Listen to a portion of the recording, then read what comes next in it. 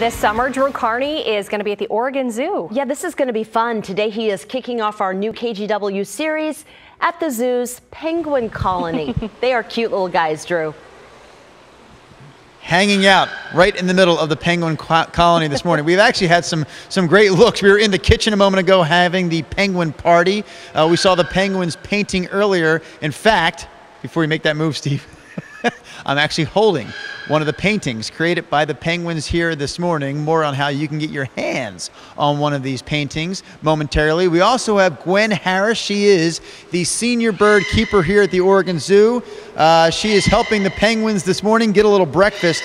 Gwen, I was curious, your background, what did you have to do? What training was required before you were able to handle the penguins like you do on a daily basis here at the zoo? Well, to be a zookeeper, typically you need about a 4-year degree in biology or natural resource management. And I got my bachelor's from University of Kansas, go Jayhawks. And you got to do a couple of internships and get some experience working with this wildlife in captivity so you have an idea of what's going on. Rod Hill, our meteorologist in the morning, is a Missouri Tiger. Uh-oh. Yeah, we may have an issue now. The Jayhawks and the Tigers. Real quickly, we are kicking off this morning a summer-long series where Tuesdays will be right here at the zoo, bringing our viewers a behind-the-scenes look at different animals. Today, of course, the Humboldt penguin. We talked earlier, Gwen, about the fact that these guys aren't always found in the coldest regions of the world like we would think they'd be found. Where are these guys native to? These Humboldt penguins are native to Chile and Peru, so South America. In fact, most of the penguin species, about 17 different kinds of species, are found in warmer climates, not on Antarctica. Did you notice, Gwen, that when we were not on TV during the commercial break, the birds that are also in the exhibit were absolutely quiet? And the minute I ask you a question, they start squawking in the background. Have you noticed that about the birds? I have noticed that on a regular basis. They've got opinions and they want you to know them. All right, while you continue to feed the penguins their breakfast, I'm going to step over here very carefully because the penguin exhibit is a slippery exhibit. And there's a little penguin right there. Pardon me, Linus, I have to talk to Krista Swan with the Oregon Zoo. We're talking about these Humboldt penguins this morning. As Gwen just mentioned, they're native to South America. But we also want to mention the African penguin because they are an endangered species right now. There's a Kickstarter campaign in place to help that species of penguins. And it's a campaign that our viewers can help out with. Tell me about the campaign again, please. Sure. So the reason this habitat is slippery is because of the poop. And they build their nest in this poop. It's called guano. And years of guano piles up, and the penguins burrow in and make nests to raise their young. But humans have taken all the guano away because it's a good fertilizer. And so the penguins don't have anywhere to raise their young. So their numbers have gone into steep decline, really steep decline. They're really endangered.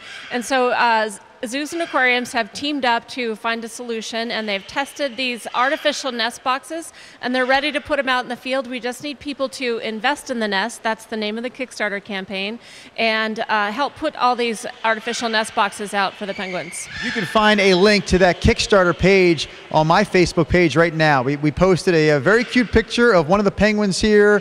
You go there, Drew-Carney, KGW TV, you'll see not only the picture, but also a link to that Kickstarter page to help the African penguins. And there are some incentives to give. Yeah, so these paintings are exclusive to the Kickstarter campaign. There's a bunch, and you can choose from different levels. But also, just the fact that you and I are here in this exhibit is a pretty special thing for me, and I think for you too.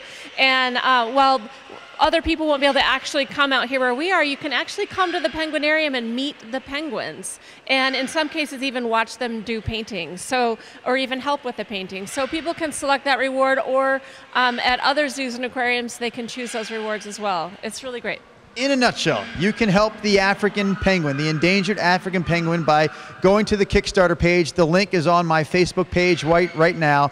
If you give, you could earn one of these penguin paintings created here at the Oregon Zoo. You could meet the penguins like that little guy right there in front of camera, Steve. And again, we'll be here at the zoo, Ashley, Brenda, and Rod, all summer long with these great behind-the-scenes visits with other animals like the penguins. Back to you guys for now. Drew, so exactly what is on that canvas that the penguins are painting with?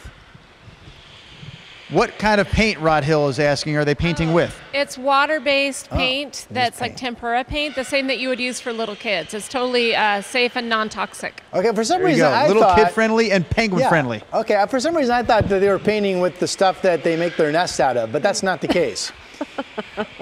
It's not a poop guano painting, Rod. It is not a poop painting. Oh, that's what you thought earlier. Yeah, Okay, somehow we I got have a little mixed beef to up there, settle Drew. between Thank you. two. Yeah, Let's we do have clarify a a couple. little beef No, because so Rod walked